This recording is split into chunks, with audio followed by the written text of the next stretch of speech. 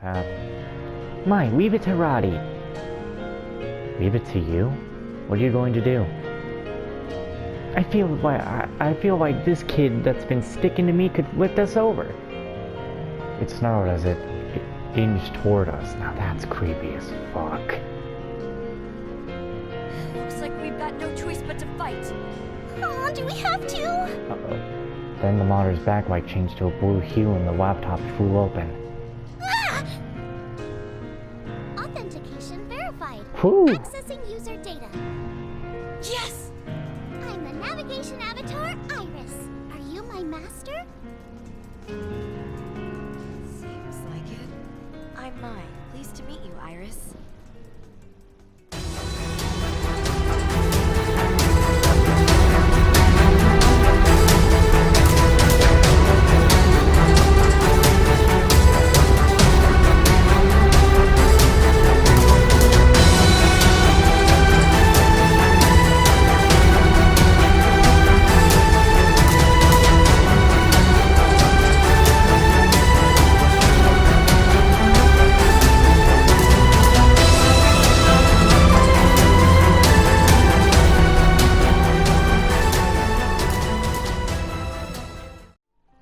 How in the world could Sheena be a bad person? Miss, if I may, I'm someone who's worried about your mother, Headmistress Midra. Really? Yes, really. I ask that you keep the magic a secret between us three for a bit. I wasn't eager to take orders from Sheena, but I agreed that keeping it secret was for the best. Huh. Will you promise not to bully Mai? Of course. Then I trust you. For now. Thank you. Mai, there's something more to this town. Keep your guard up. Most importantly, don't let Headmistress Midra know what you're doing. No need to say it twice. Well, alright.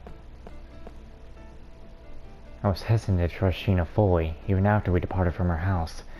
My suspicions lingered. She's so mysterious. You think we can trust her? Well, she never told us who she really is. I looked back over my shoulder at Sheena's house. Its secluded location tipped me off that she intended to lay low too. Either way, we'll figure out soon enough. Let's head home. I got plenty for what I needed. Yeah, I'm pooped. With the laptop Sheena gave us in hand, Roddy and I returned to our dormitory. It was almost impossible for me not to break character before... Oh, wait, It was almost impossible for me not to break character before Maya and Roddy left. I feared they would see right through me. I was a ball of nerves. They couldn't have gone far, so I held my breath. I leaned against the wall, cupping my mouth out of desperation. If it'll help me find my sister, then sure. She's such a soon. So cute! And my goodness, Roddy is an angel! Oh, adorable!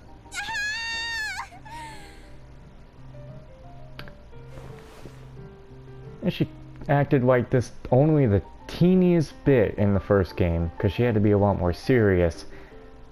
I backed against the wall, lost in thought. Could they be any more adorable? What? We are the best! Bro, like, I don't understand what's happening anymore. Little sister? Sanae? I don't know. I mean, I'm pretty sure, doesn't Sheena have a thing for Arata? I know Arata has a thing for Sheena, right?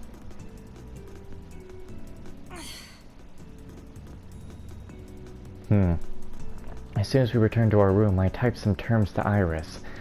The navigation avatar, her answers were useless. All the world's information, my ass. Like I said, AR refers to augmented reality. Use the AR function to make your life easier. I know what AR means, but just how do you expect me to augment reality? Iris' explanations made sense, but I couldn't wrap my head around the concept of manipulating reality like a program. Well, you gotta. Altering the coding of life itself wasn't exactly a standard feature. This PC was proving to be something extraordinary. If I could become an expert at using it, then it would make investigating the town at night a piece of cake. Then I could find Sanae. This world is made up of tiny building blocks that can be changed with programming. Like molecules. Alignment changes properties. Spare me the conceptual framework. Why don't you tell me what useful functions are on this PC? Well, using the AR function allows you to access the online game World's Odyssey. But that's what's merged with the real world. World's Odyssey and that have merged. Wait a minute. Yeah, we are in the normal real world because we got cars. I would assume we are in the merged normal real world, right? Because Sheena's here. I don't know. Now I'm getting a little confused. Good question. What the hell? But I can confirm the feature works. Well, we'll table it for now. Tell me what this does. Oh, that? What's so funny, Roddy? Well, you're normally so calm. It's refreshing to see your mind at work. Yeah? Whatever you're talking about with her sounds like gibberish. But it's nice to see you happy. Elstrain, thanks be Lord. Roddy clasped her hands together a few inches in front of her heart, muttering soft words of appreciation. I don't know what she's talking about. I had no idea what Elstrain was either, but if it comforted Roddy, I don't mind. Never mind her, Iris. So, about this... Oh, that's a special function. It's hard to explain. I want them to mention Arda. Like, I'm getting my Sheena stuff. Mention Arda now. Hell, where's Svetlana? Where's Chloe? Where's Kaede? And where's... Oh, what is Lily's actual name? Eurissa. The PC contained several mysterious functions, but now wasn't the time for impatience. This was the fun part. Okay, how about this? I tried to open another application, but Iris gave me a password prompt. To no one's surprise, I didn't know what the password was. Neither did Iris. She had the gall to tell me I need 3 more tries, or had 3. I wanted to avoid failing and being locked out, so I left it be. I wonder if we can connect to the Wi-Fi. I searched for connections, but nothing came up. Not one wireless LAN. Why aren't there any networks? I don't need anything fancy. Huh? This is... While searching for networks, I clicked the nearby PCs button. I only detected one. There's only one. One PC in a place without any internet connections. I was effectively on island. Anything else you want to know? I'm getting sleepy, so if not, I'd like to go home. As I inspected the list of PC functions, I noticed a display. Wait a minute. Okay, what's this? It just occurred to me that there was a set of numbers in the top right corner of the screen. It looked like some kind of countdown. It is a timer scheduled by the previous admin user. By Arda. What was the previous admin counting down for? Seems like it's still active. I'm sure he had everything planned out. There appears to be no memo. In order to access the schedule app, you will need the right credentials. Wait, why would Iris not know about... Why wouldn't she just mention... Well, maybe she doesn't want to mention. But I feel like she would know this stuff. She knows Arda. I need a password for everything on here. The last admin must have been real paranoid.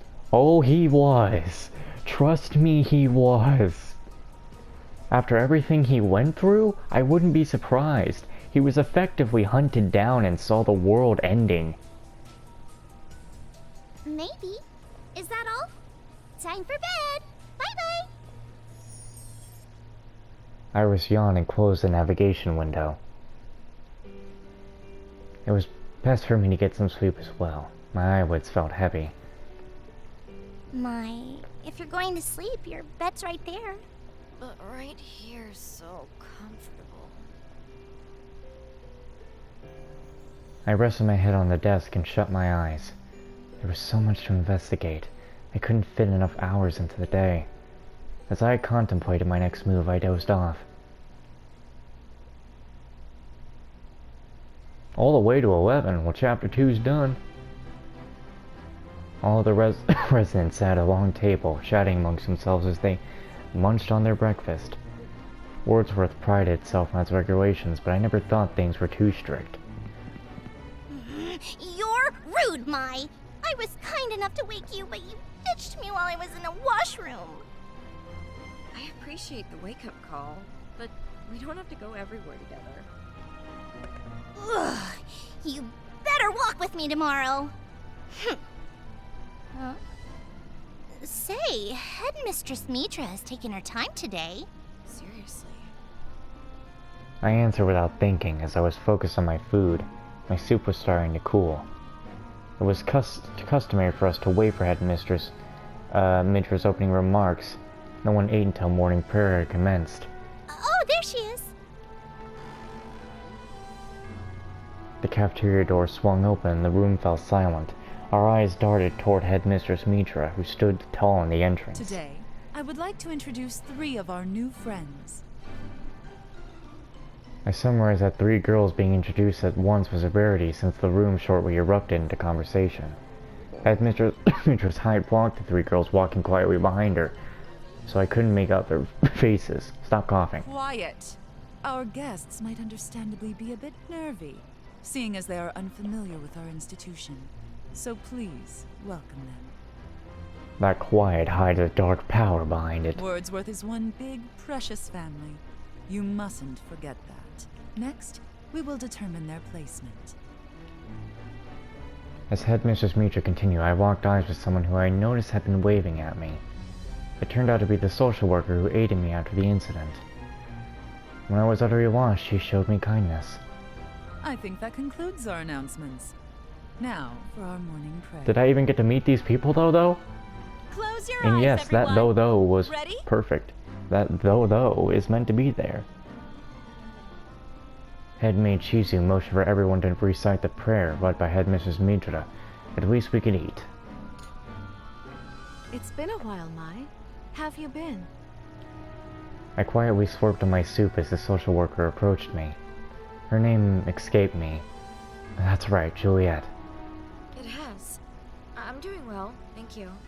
Still getting used to things around here. Mai worked so hard. Even last night. Hey, pipe down. Glad to see you settled in. Oh, let me introduce the new students. The 3 girls peeked out from behind Juliet. This is Anne. The girl in the middle is Sarah, and this one is Liliana. So which one's important, though? Both Anne and Sarah looked me in the eye, then quietly hid behind Miss Juliet. Not that I could blame them. They had just arrived for this place intimidated them. This is the important. I'm Liliana. Mai, was it? Pleased to make your acquaintance. She's cute. And obviously, yeah, she's the important one because she has a sprite. A full. Sure. Woo! Those are some nice blue eyes. I thought I liked Mai's eyes, which I do. And I also like hers. Liliana, unlike the other 2, showed confidence. Well, it seems like she's comfy around you, Mai. Like you, Mai. She has had a tough time as of late. Please look out for her. Right. My heart ached as I imagined her suffering the same way I had. But Liliana wore none of her pain on her face. That alone concerned me. She's hiding it all in there. Liliana, are you okay? You can talk about it if you like. Hmm? What do you mean?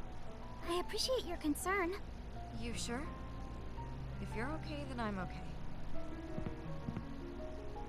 As we exchanged pleasantries, Headmistress Midra approached me. My, good to see that you and Liliana are now acquainted. Splendid. Be a dear and show her around later. Okay. Aw, no fair, Mai! I'm coming too! Tonight, we will be hosting a welcome soiree for the three girls. I shall leave Liliana with you two.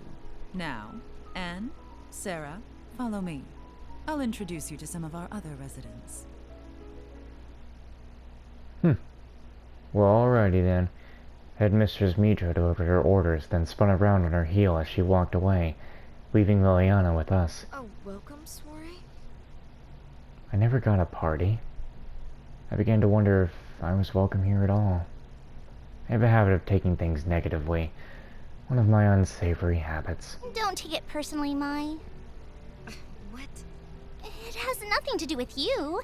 Sometimes we throw welcome parties, other times we don't. Like how we got blue, red, green. Don't let it bother you. Okay.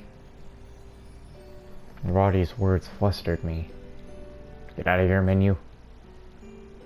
Partly because I felt vulnerable, exposed.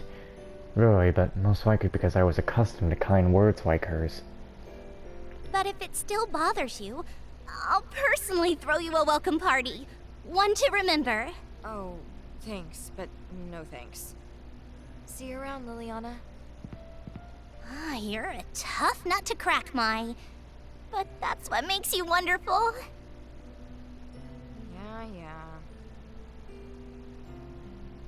Yeah. Let's see. Oh no, wait, you could end the day whenever you want to. I forget that you can. Roddy, this way. I spotted Roddy coming in late and I waved at her. She came running over and looked apologetic. Sorry I took too long. Let's head over to the cafeteria. Oh, you're taking that book, Liliana? Won't it get dirty? Oh, you have a point. But I'm so curious about what will happen next. It'll be fine. Liliana has manners, so she won't read while eating. Yes, of course, what? What the? Sorry, you were standing in a place where it was easy to hug. I couldn't help it. Couldn't help it? Roddy sighed as she stared at Victory holding Liliana. Not again. Didn't I tell you that it's no good to just hug someone out of the blue? Of course I remember. I'm not doing it to you, am I? Just please let me go. I need to pick up my book. Hey, don't start moving. It's dangerous, huh? Victory lost her balance and stumbled. The moment she caught her balance, I heard a bad sound. No! When Victory moved her legs, there came about her book with pages folded. That was bad luck. I just bought this book. I'm sorry, Liliana. I'll lend you this book. Will you forgive me? Victory handed her a book. I wanted to read this. Wait, oh, no, wait. I wanted to read this. You're gonna lend it to me? Yeah, sure. Then I guess I forgive you. Oh, I'm glad. Seeing that Liliana was in a better mood, Victory smiled. She picked up the book that had fallen on the floor without hesitation and threw it into a trash can. What? What? Why would you throw it away? I will still read it. Oh, really? Victory's cocked her head as Liliana panicked. Oh, I thought you didn't want it anymore, so I throw it away. Sorry. Wow, you surprised me. Oh, it's okay, I'll go get it. Okay, sorry. I guess Liliana didn't want anything else to happen to the book and reached out for the trash can. Seeing Victory quick to apologize, I guess she didn't mean any harm. Victory's a good girl, but she's different at times. I guess you would call that ditzy. Ditzy, huh? I felt like that wasn't the word. But I didn't know it was fitting, so I just stared at Victory smiling. Okay. What am I getting on Twitter? Something for Destiny. You know, game I, deleted. Yo, what up? You wanna start something? Hey, Mike, can we try going to that shop next time? What do you think? Hey, Ronnie, doesn't that look more interesting? Near the shop Roddy was talking about was Sarah, who seemed to be sneaking around, hiding by the building. Oh, you mean Sarah? I suppose it does seem interesting, but I really want to spend time with you. You don't have to. I ripped Roddy off my arm as she was clinging to it, and started walking towards Sarah, who seemed to be acting rather strangely. Looks like she's staring at something. Is she following someone? Sarah. I tapped her on the shoulder. She jolted. Shh! What are you... Hey, be quiet! Her hand covered my mouth almost instantly. She looked very serious. Oh, I'm sorry, that was a bit much, huh? Goodness, what are you doing here, Sarah?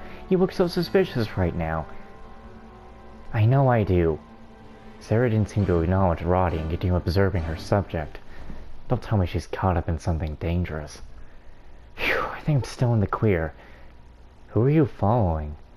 I'm not following anyone, I'm just supervising. There's a student out there who's running errands for the very first time. They're running errands? Yeah, and it won't be much good if they get lost. What happens if she gets too scared and starts crying out there, then what? I'm just keeping an eye on her and making sure everything goes smoothly. I still don't know what you're talking about. I still don't know who you're talking about. If you're trying to supervise her, why don't you get closer rather than stalk her from afar like this? I can't do that. This will be pointless if I get caught. Why? You're not doing anything wrong. Sarah shook her head and slumped her shoulders. You don't get it, do you? Pretend you two went out on your first errand. What if, even though you put so much effort into doing your job, you realize someone had been keeping tabs on you the whole time? Well, I'd be happy because it would be like someone cared about me enough to worry, right? No. My answer seemed to stand opposite to Roddy's if it happened to me. I would think that person didn't trust me. As I muttered my answer, Sarah's eyes went wide. Exactly! Anyone would be sad if they realized no one trusted them, right? So I just went to watch from afar, but not so far that I can't help if needed. Sarah seemed very proud for a moment, but immediately gasped and peeked back out. She kept looking around. Crap, we were chatting for too long. I have to make sure I don't lose her. Oh, there she is. Is she going to get a move on? Make sure you two don't get lost, okay? And just like that, Sarah continued sneaking around from hiding spot to hiding spot. Don't get lost? How old does she think we are? Well, I don't think she's being overprotective.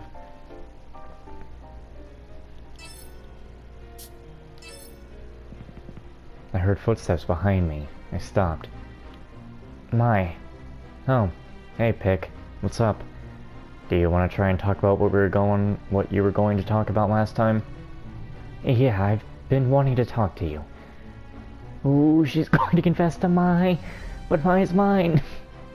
Damn. My cough was fine earlier today, but now it's just gotten worse over time. Gotta do something about that, cause, yeah.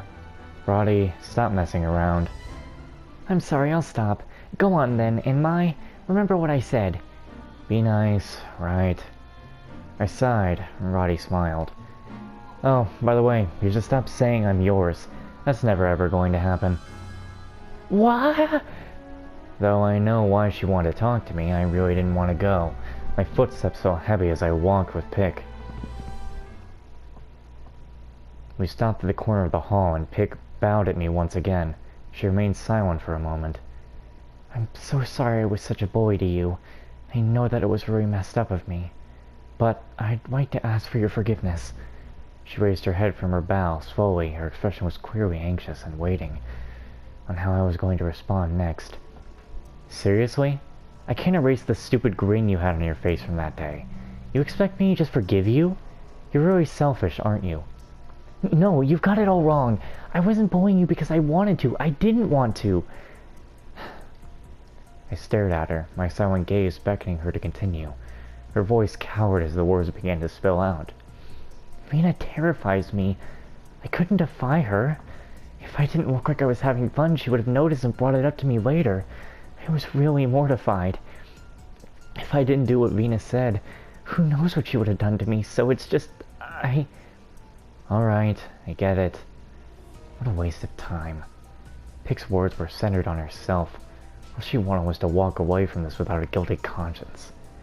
I got tired of listening to her and just cut the conversation short. Pick looked at me, her eyes seemed hopeful. Does that mean you'll forgive me? Sure, whatever. Are we done? Okay, thanks, Mai. Pick, now beaming, practically skipped away. Was this how she apologized to Roddy? That was so nice of you. It seems you two are finally able to make amends. I shook my head as I approached Roddy, who was, as usual, welcoming me with a smile. Roddy, can you honestly forgive her? I mean, she repented. What do you want? She felt bad, and she's been taking the time to apologize to everyone about it. As a student who always has been known to cause problems, has corrected herself. I'm sure even my mother would be proud of that. Repented? Is that what you think that was? She wasn't trying to, rectify the situation as much as she was trying to rid herself of a guilty feeling. Would she have said it the way she did if she really cared about how I felt? I recalled Pick's words and my brows furrowed. Roddy seems confused. What do you mean by that? Nothing. Come on, let's go.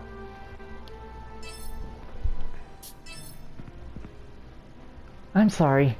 Mary, I'm completely uninterested in an apology. What I want from you is an explanation. Yikes, someone sounds very angry. Oh, it sounds like someone's being scolded in that empty room. It didn't seem particularly unusual, and I tried to walk past the room, but Rory decided to stop and listen. Hey, listen to that voice. Doesn't it sound like the RA? What? Abigail? I can't imagine that ditzy girl to be angry. The door was wide open, and Roddy tried to get a closer look. She sneakily walked to the door and observed.